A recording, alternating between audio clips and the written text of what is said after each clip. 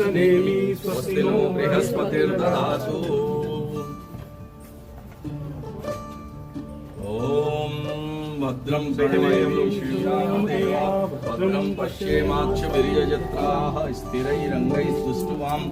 आज बड़े ही सौभाग्य का विषय है कि पूज्य स्वामी तत्वबोध जी सरस्वती जो इस ट्रस्ट के इस नवलखा महल भवन के संस्थापक अध्यक्ष थे, उनकी स्मृति में जो कार्यक्रम किया जा रहा है उसमें भाई साहब प्रमोद जी सामर, जिनको सब उदयपुर वासी जानते ही हैं और वैसे देखा जाए तो प्रदेश संयोजक हैं सहकारिता प्रकोष्ठ के, और यहाँ भाजपा जिलाध्यक्ष हमारे भाई श्री गजपाल सिंह जी राठौड़ और हमारे अत्यंत आदरणीय बंशीलाल जी खटीक साहब जो पूर्व विधायक हैं। तो ये महामना सभी लोग यहाँ आए हैं। मैं सबसे पहले भाई साहब प्रमोद जी से कहना चाहूँगा, आज आपने देखा है ये यहाँ का परिवर्तित स्वरूप, तो आपको कैसा लगा, आप ये बताएं।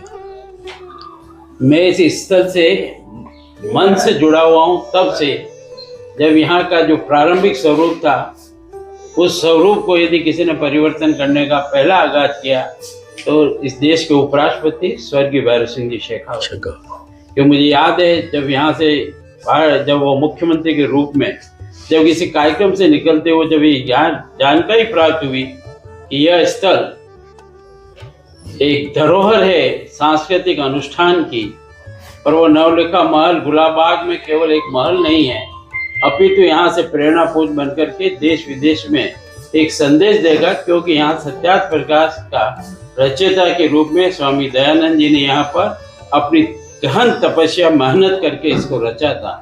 परंतु उस समय का वो वर्णन मैं ज्यादा नहीं करना चाहता, पर तत्कालीन आदेश करने के बाद निरंतर इस शून्य से आज के इस शिखर तक पहुंचने में उनकी महती भूमिका के साथ मुझे भी कुछ काम करने का भी अवसर मिला। बिल्कुल। और इस अवसर में मैंने ये सोच के काम किया कि इसमें जस मिले या ना मिले, पर हम सबका दायित्व है कि एक ऐसा पवित्र स्थल उदयपुर में स्थित है और आज उस स्थल की इस तरह की दुर्दशा हो रही है।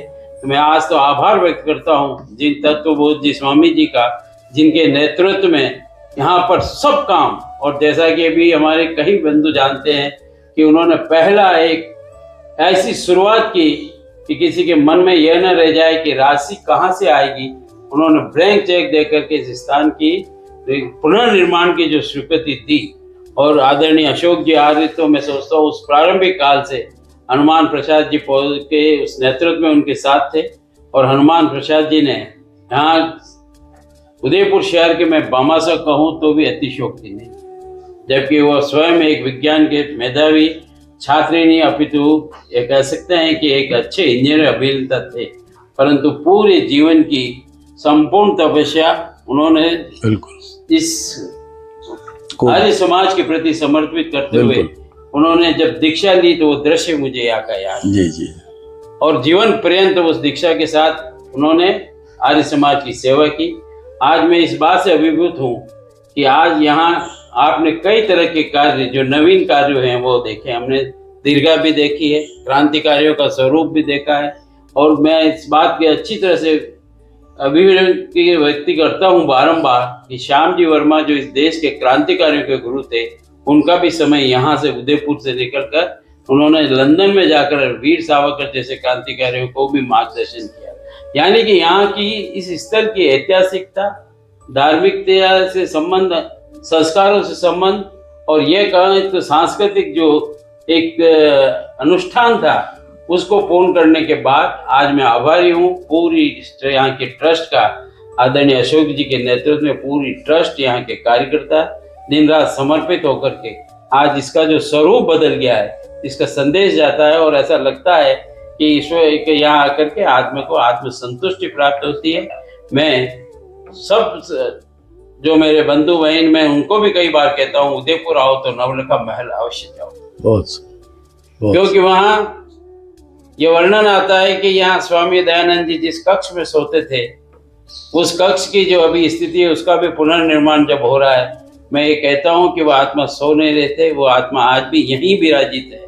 और आज उनकी जो वाणी थी, उनकी जो लेखनी थी, वो आर्य समाज के सब आने वाली बाद की पीढ़ी ने पूरे देश और विदेश में नाम किया। मैं आज आप सबका बहुत बहुत आभार व्यक्त करता हूँ कि आज आपने स्वामी तत्वबोध जी का स्मरण किया और उनकी स्मृति में कविता पाठ राष्ट्रीय कविता के रूप में रखा है। आपका बहुत बहुत आभार। जय भारत। बहुत धन्यवाद भाई साहब आपका।